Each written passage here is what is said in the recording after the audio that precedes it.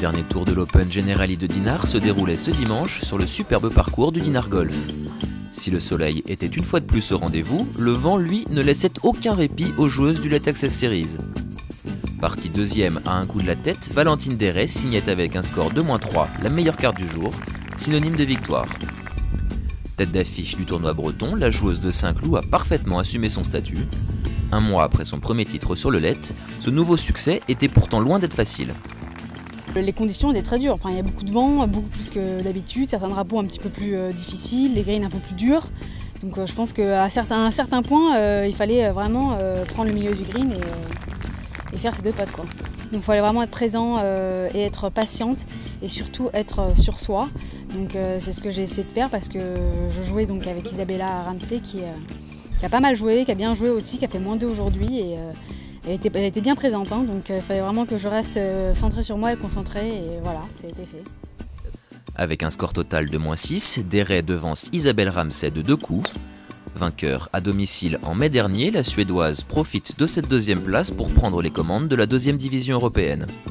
Troisième et dernière joueuse sous le par total, c'est l'Italienne Anna Rossi qui complète le podium.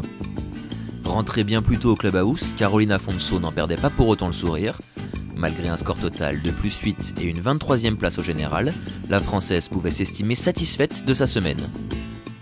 Avant son passage en Bretagne, elle participait en effet mercredi aux qualifications du prochain Evian Championship, un ticket acquis dans la douleur. J'ai fini au 18, petit play-off de suite.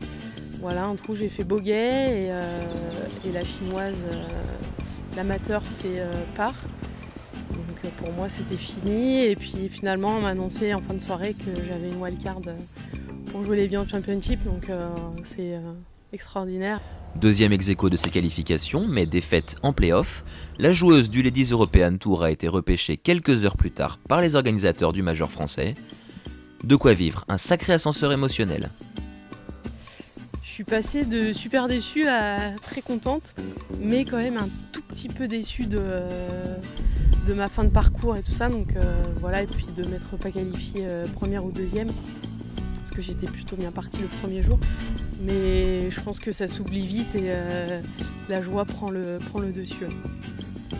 En attendant le mois de septembre, Caroline Afonso cherchera à retrouver une réussite qui la fuit sur le circuit européen. 82e au ranking avec 3 cuts manqués et aucun top 20 depuis le début de la saison, elle s'est fixé pour cela des objectifs raisonnables. Ça va être surtout de faire beaucoup de birdies, parce que là j'en fais pas beaucoup. Et voilà, ça va être surtout d'être patiente et puis de laisser le travail que je suis en train de faire prendre le dessus et voilà, essayer de faire pas mal de scores sous le par. Et puis après on verra ce qui se passe et puis voilà, j'espère que le travail finira par payer.